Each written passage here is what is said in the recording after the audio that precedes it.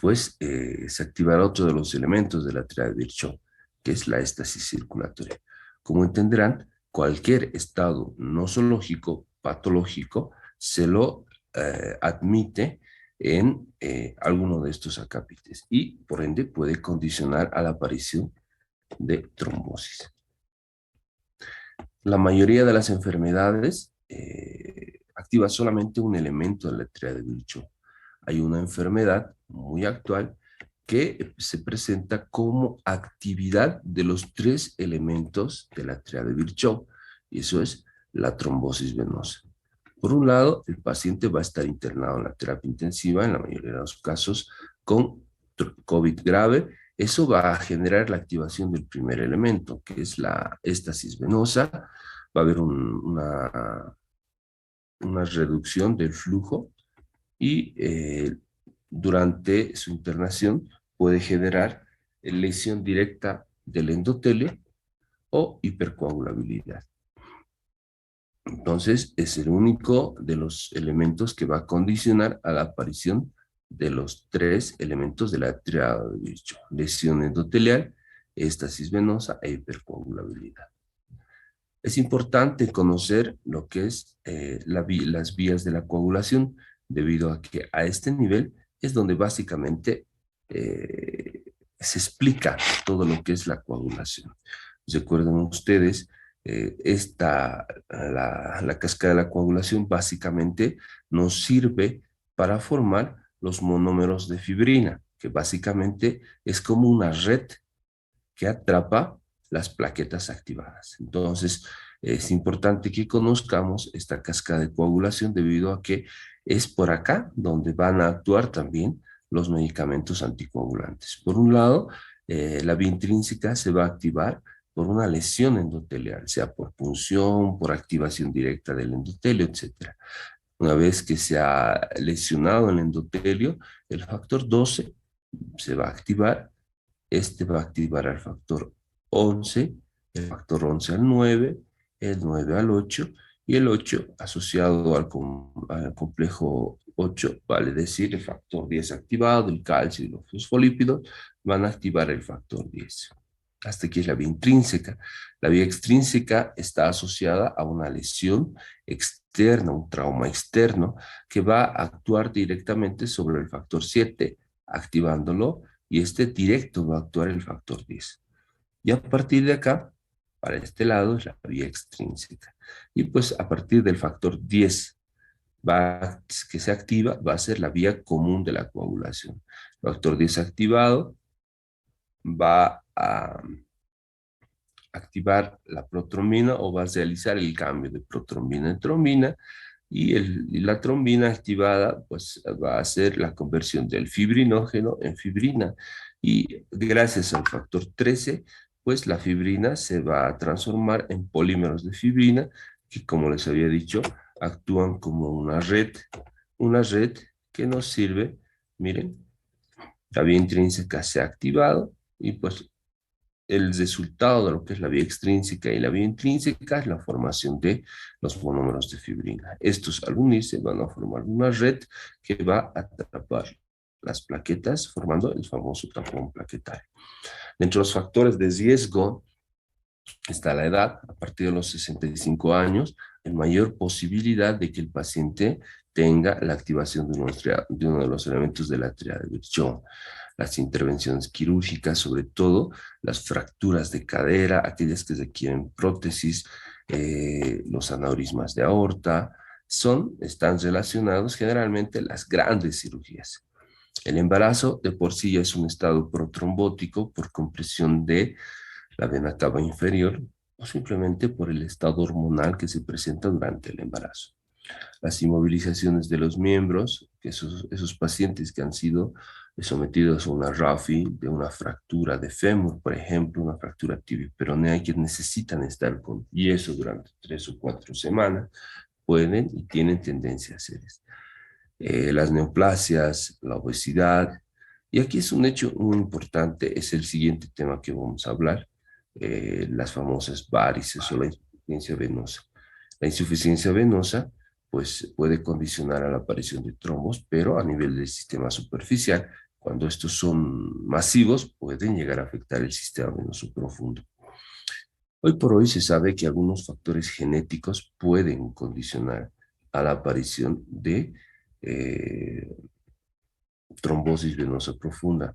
Dentro de estos factores genéticos, pues están, eh, por ejemplo, algunas mutaciones genéticas con una disminución o una pérdida de la función de los elementos anticoagulantes como la antitrombina 3, la proteína C o la proteína S. En algunos casos, estas enfermedades genéticas pueden estar relacionadas a una gran actividad de los elementos procoagulantes, como es el factor 8, el factor 9, el factor 11, o la hiperhomocisteinemia. Resulta que la hiperhomocisteinemia hoy por hoy resulta ser la primera causa de trombosis en pacientes de causa genética. Pregunta de examen. Permítame un ratito, siguen ingresando los muchachos. Entonces, acá vemos la clínica, básicamente solamente es mirar la imagen. Hay un edema, hay dolor, hay hiperemia, y es básicamente, esa es la clínica del paciente con trombosis, ¿no? Generalmente, inicialmente no le duele, hay un edema, es lo primero que se presenta, y ya después del edema se presenta el dolor. El edema tiene la característica de que es un edema con fobia. Básicamente,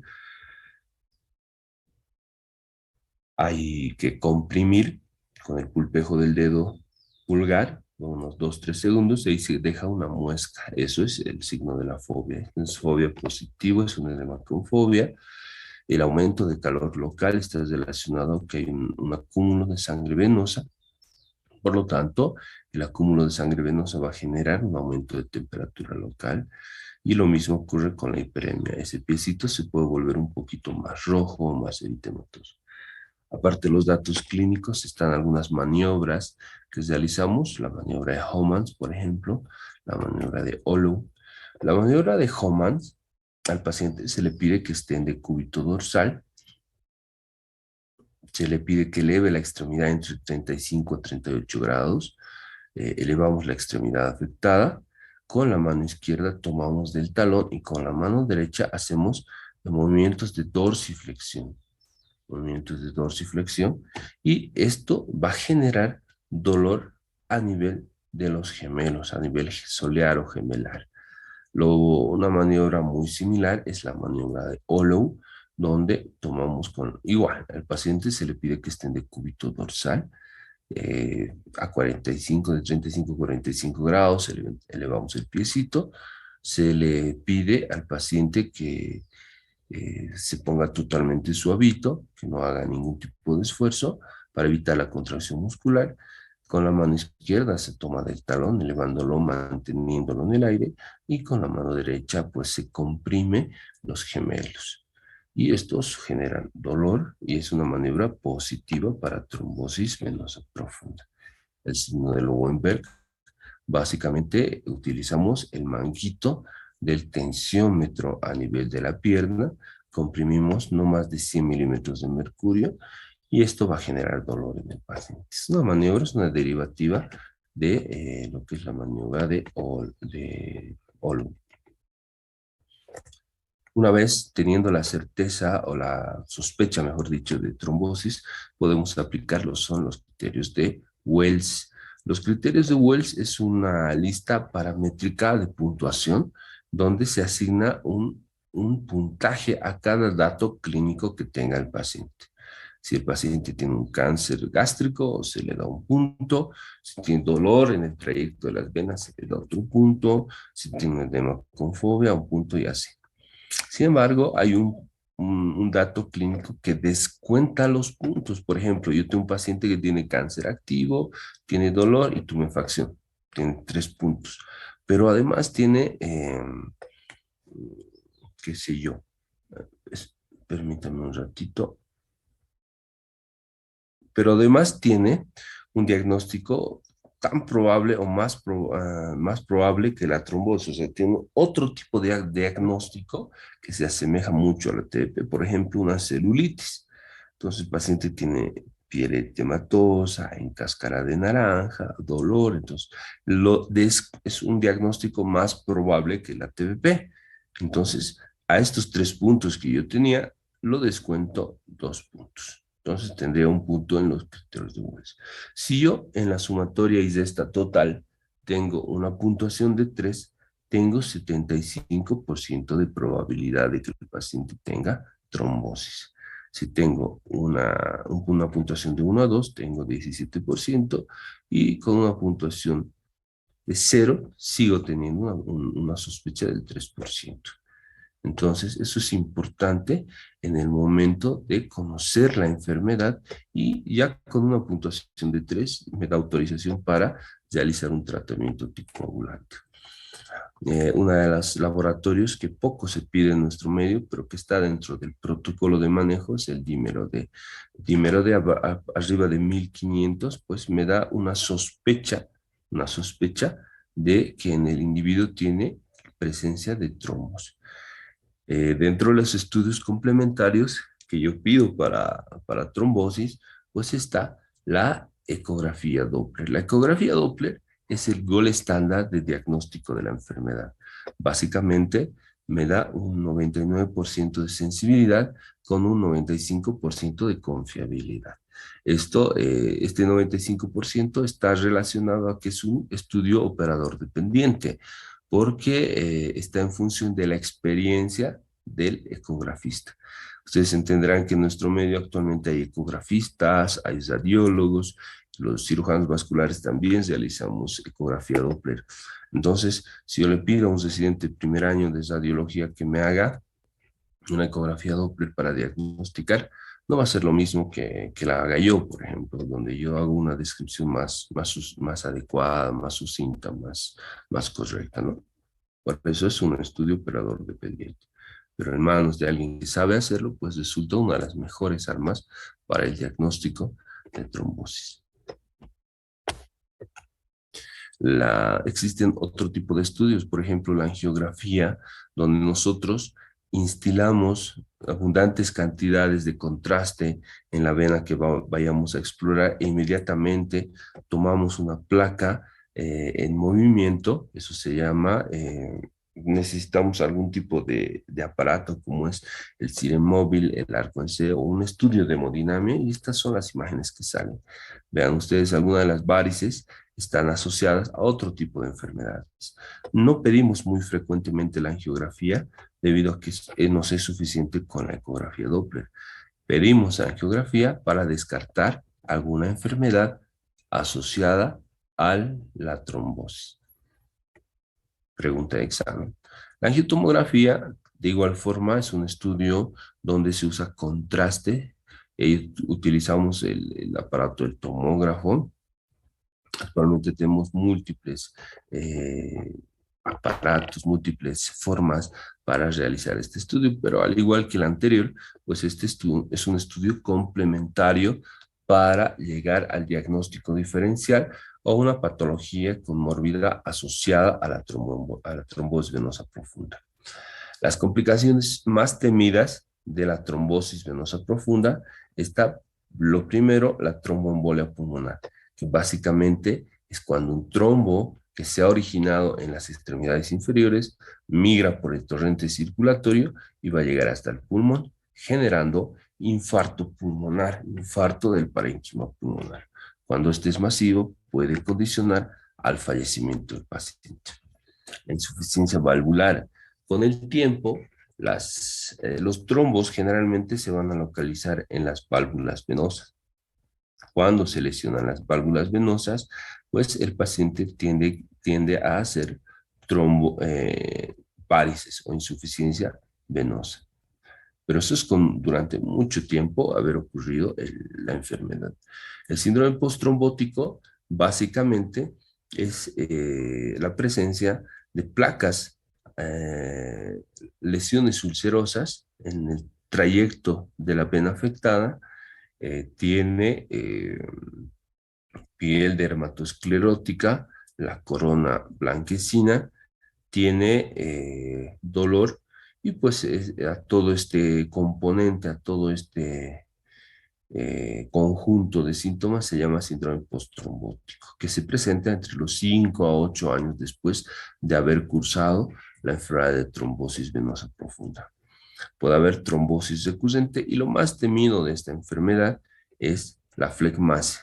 La flegmasia básicamente es una etapa demasiado comprometida del sistema venoso. Por ejemplo, este paciente ha iniciado con una trombosis venosa de vena poplitea.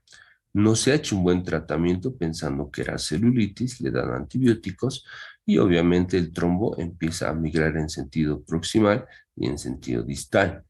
Va a copar, va a albergar todo el sistema venoso profundo.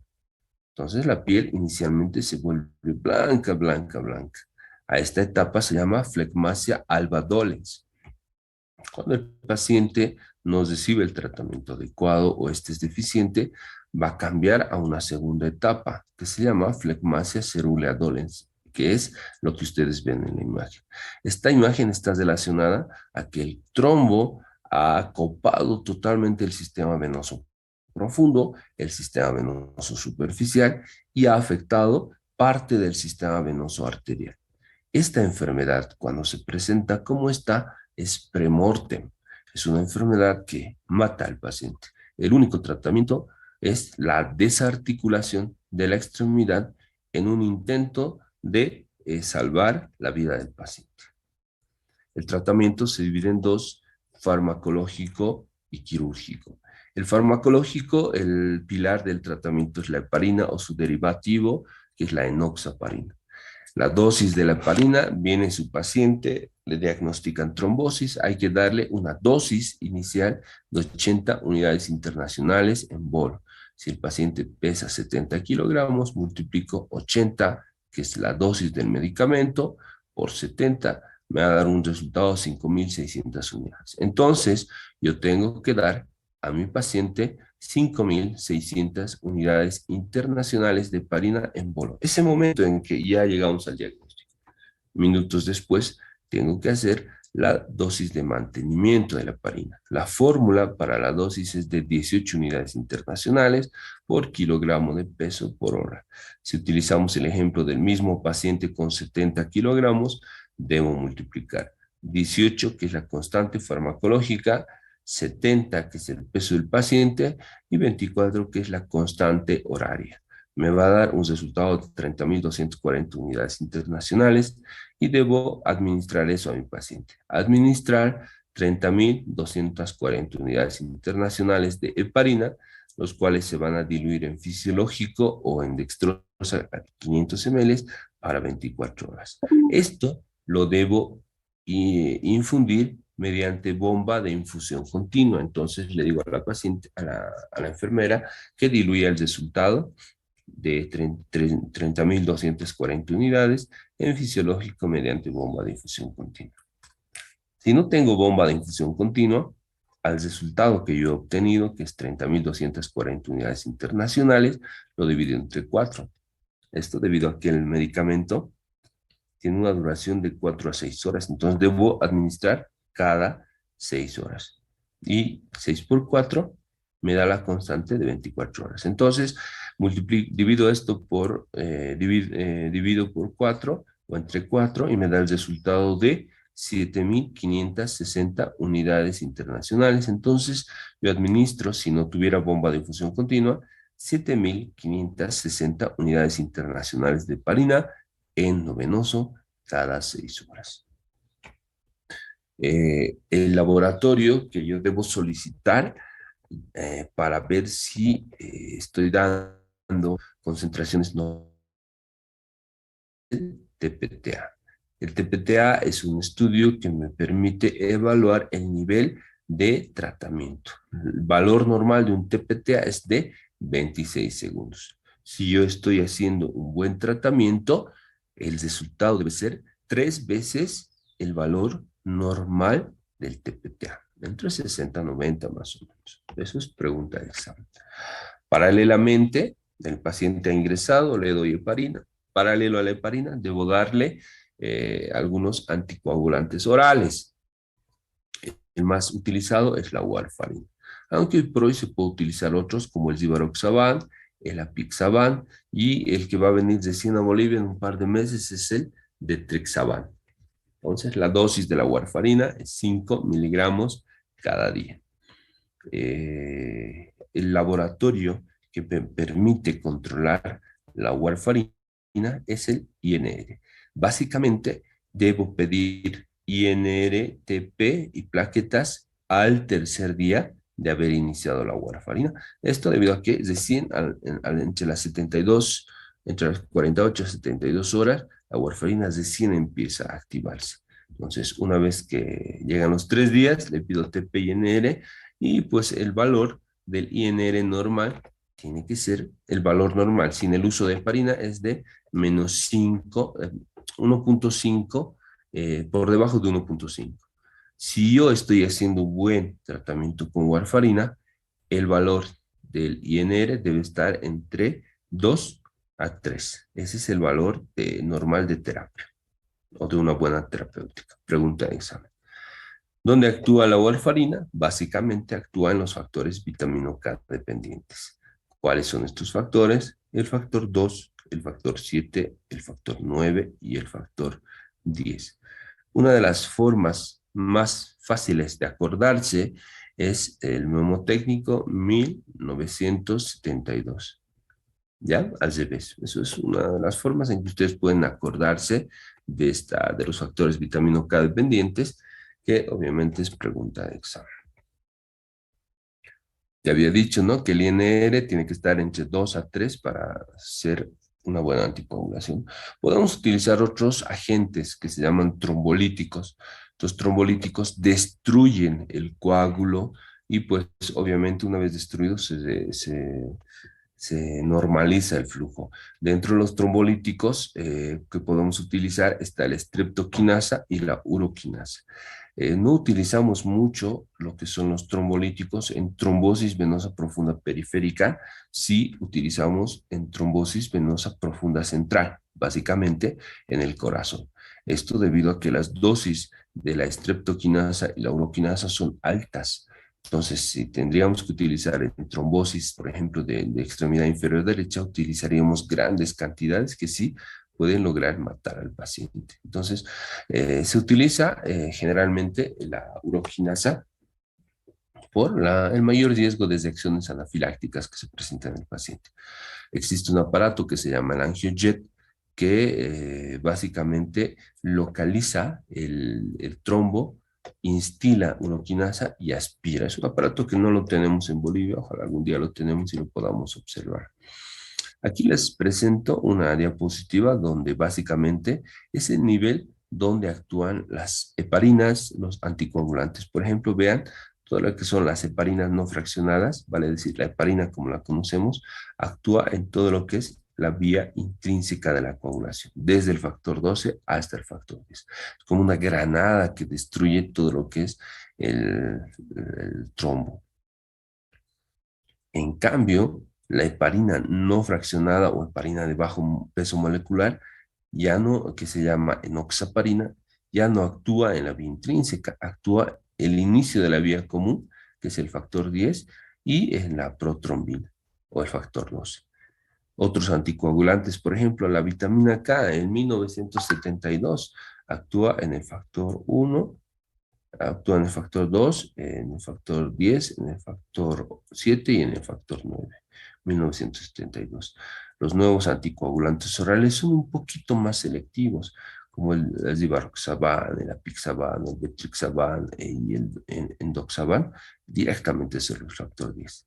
Y el que es más ultra selectivo es el Dabigatran, que no lo tenemos en Bolivia, que actúa a nivel de la protrombina solamente. Este es más selectivo, es uno de los mejores anticoagulantes orales que existen, pero que lastimosamente no lo tenemos en Bolivia.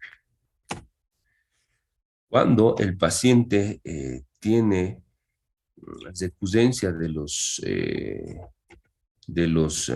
la trombosis, pese a tener un buen tratamiento, nos hace tromboembolia esas repeticiones, se puede matar al paciente. Entonces utilizamos un dispositivo que se llama filtro de vena cava inferior, que básicamente se localiza por debajo de las venas renales, en la cava superior.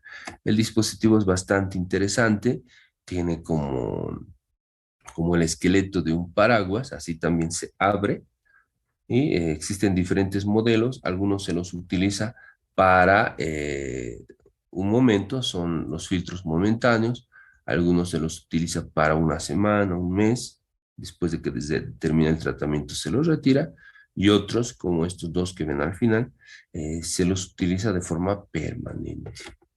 Miren, estos son los filtros. Ahí es un filtro bien localizado en la vena cava inferior, entre L3 y L4, por debajo de las venas renales.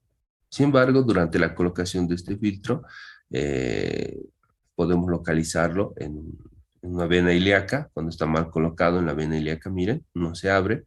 En algunos casos, no se abre completamente por un defecto de fábrica del filtro. Y pues esto nos ayuda a evitar tromboembolias a repetición. En algunos casos, donde ya hay una oclusión del sistema venoso profundo total, debemos realizar el tratamiento quirúrgico. El tratamiento quirúrgico básicamente se llama trombectomía. Utilizamos un aparato que se llama catéter Fogarty, pregunta de examen. El catéter Fogarty, bueno, yo localizo la vena, en este caso la vena femoral, controlo todas sus colaterales, hago una venotomía, abro la vena y empiezo a sacar con el catéter Fogarty, que es ahorita les voy a mostrar, todos los coágulos. Vean, el coágulo se forma con la forma de la vena que está afectada, sus colaterales, y pues este tratamiento quirúrgico se lo realiza pocas veces debido a que al operar la misma vena, al cortar la misma vena, pues estamos activando uno de los elementos de la teoría de Virchow, que es la lesión endotelial. En un 70-80% de los casos, generalmente el paciente tiende a retrombosarse, o sea, se trombosa nuevamente y pues no sirve de mucho la cirugía.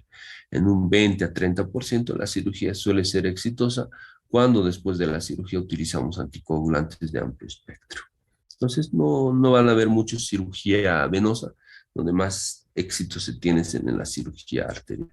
Pero es una de las opciones para intentar salvar la extremidad del paciente. Bueno, con eso, estimados doctores, hemos terminado.